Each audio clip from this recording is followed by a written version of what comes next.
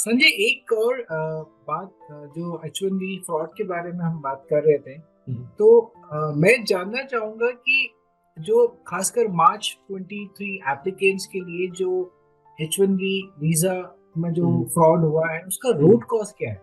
What is the root cause of this fraud? ठीक है। तो अ, जो रूट कॉज है वो अ, एक टेक्निकल है और एक कह सकते हैं कि अ, जो out of USA and fortunately unfortunately उसमें अधिकतर इंडियंस ही हैं। तो हमारी बहुत स्ट्रॉन्ग डिजायर है, उसके कारण में वी ऑल नो कि there are economic reasons for that, there are non economic reasons for that. Mostly economic reasons के चलते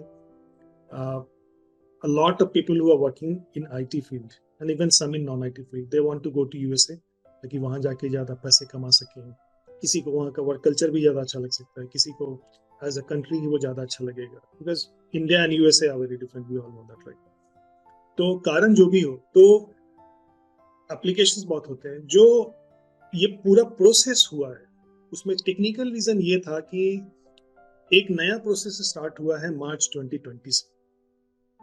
वो ये है कि जितने एम्प्लॉयर्स हैं वो यूएससीआईएस के वेब पोर्टल पे जाके वो अपने आप को रजिस्टर उन्होंने किया है, और वो खुद अपने पोटेंशियल एप्लीकेंट्स के लिए जो है सिर्फ पासपोर्ट नंबर और कुछ बेसिक डिटेल्स देके वो उनको रजिस्टर कर सकते हैं। और उसकी फीस सिर्फ $10 थी इस साल तक, अभी तक। तो एक तो ये प्रोसेस बहुत आसान हो गया, दूसरा इसमें खर्चा भी बिल्कुल नहीं था। अब आप बोलेंगे ये आसान कैसे हो गया? तो 2020 के पहले यदि हम आ, मार्च अप्रैल 2019 की बात करें या 18 उससे पहले की बात करें, तो उस समय क्या था कि पूरा का पूरा H1 एप्लीकेशन, जो जितने भी पूरा बंडल ऑफ पेपर्स लगते थे और जितना भी टोटल फीस होता था $2,000-3,000 प्लस जो लॉयर का फी होता था वो भी चार्ज होता था। मतलब एक तरह से $4,000 से $5,000 का इन्वेस्टमेंट था फॉर ईच एप्लीकेंट बिफोर मार्च 2022। ठीक है। वो अब शिफ्ट होके आ गया कि आप पोर्टल पे बस आपको 3-4 फॉर्म एंट्री करनी है, $10 का फीस पड़ना। तो आप कंपेयर कर सकते हो कि कितना फर्क आ गया। So this was a great change bye USCIS. और वो उसमें कन्वीनियंस भी बहुत आया, खर्चा भी बहुत आया, और उसका इंटेंशन ये था कि प्रोसेस को इतना आसान कर लो, उस फीस को इतना कम कर दो ताकि ज्यादा ज्यादा लोग अप्लाई कर सकें।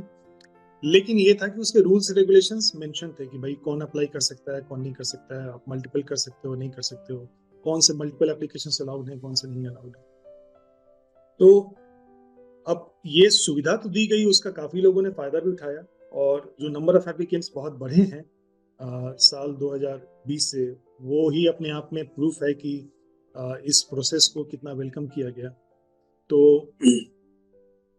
उससे फायदा ये हुआ कि कन्वीनियंट बहुत हुआ, और यूएससीआईएस को प्रोसेसिंग भी बहुत कम करनी पड़ी। खर्चा यूएससीआईएस को खुद भी प्रोसेसिंग का खर्चा काफी कम हो गया, क्योंकि जो रेलिवेंट थे वही लोग रजिस्ट्रेशन की लॉटरी के बाद फिर वो अप्लाई करते थे अप्रैल ऑनवर्ड्स। ठीक है, 2020 के बाद। तो टू पुट इट ब्रीफली मैं ये बोलूंगा कि जो चेंज हुआ है electronic H1 applications just by paying $10 from March 2020, उसके चलते ये प्रोसेस बहुत आसान और कम खर्चे वाला हो गया। तो ज्यादा लोग उसमें आएंगे भी, क्योंकि आप प्राइस कम करोगे तो डिमांड बढ़ेगा। डिमांड ऑलरेडी इंडिया से बहुत था, बाकी कंट्री से बहुत था। इंडिया में ज्यादा इसलिए बोल रहा हूँ कि ज्यादातर इंडियंस ही H1 पे ज्यादा अप्लाई करते हैं। जहाँ तक मुझे मालूम है शायद 60-70% तक भी है वो। ठीक है। तो ये 2020-21 तक चला गया। तो जो मैं पहले डेटा बोल रहा था, मैं इसको रॉन्ग में वही बताऊंगा, आपको नंबर से ही पता चलेगा।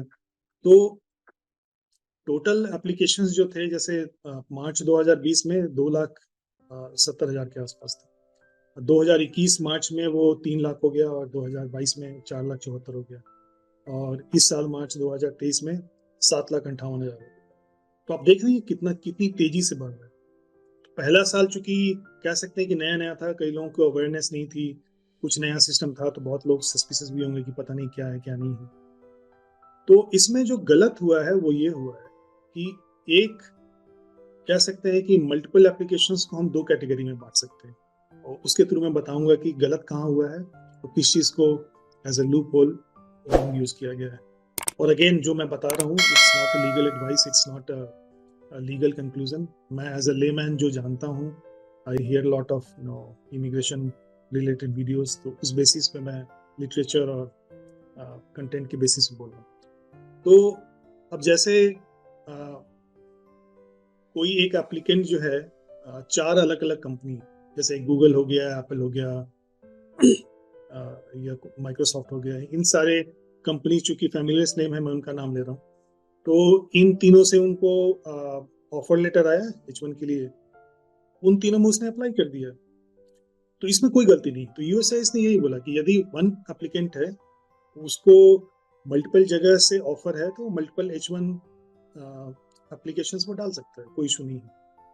दिक्कत यहाँ पे ये होती है, यदि उस एप्लीकेंट को से कोई कंपनी वाई मिल गई है, ठीक है, और वाई ने उस एप्लीकेंट को बोला भी नहीं या बोल भी दिया, तब भी कोई दिक्कत नहीं है।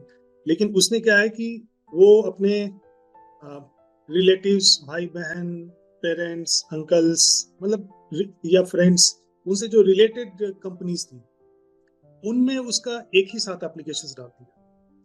और बात सिर्फ एक एप्लीकेंट की नहीं थी। मान लो कोई कंपनी वाई है, उसके पास सिर्फ 85 एप्लीकेंट्स थे, और उन 50 एप्लीकेंट्स को उसने क्या किया है, उसने ये सारे Y1, Y2, Y10 कंपनी सब में अप्लाई करा दिया, ठीक है।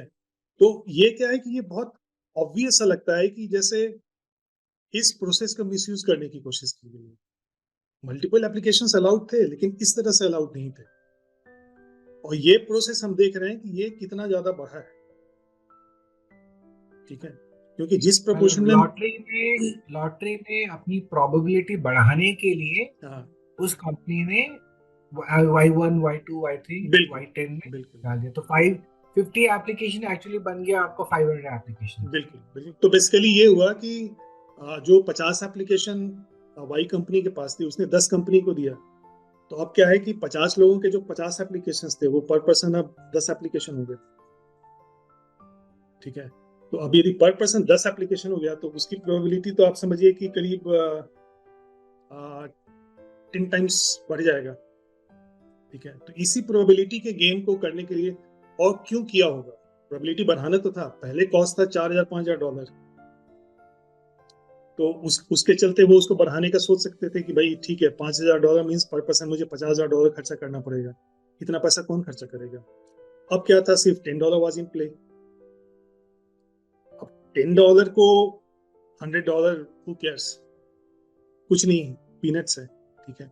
तो इस, चूंकि आप कह सकते हैं, यदि मैं बहुत ही क्रूड शब्द में बोल रहा हूँ, गलत करना थोड़ा आसान हो गया, गलत करना थोड़ा सस्ता हो गया, इसलिए गलती की क्वांटिटी बहुत बढ़ गई,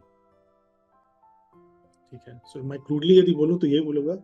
और इसमें हमें ये लग रहा है कि शायद lot of Indian companies are involve in that, because we the Indian companies are mostly into that. बहुत सारी और भी कंट्रीज के कंपनी होंगी, but we all know, this is a well known fact कि ज़्यादा एप्लीकेंट जिस कंट्री के होंगे, उससे रिलेटेड कंपनीज भी ज़्यादा होंगी जो उसमें एंगेज होंगी, तो फ्रॉड्स भी उनकी ज़्यादा होंगी। तो अब यही है कि अब because this year it has gone so wrong because of these reasons, तो now it is totally under investigation.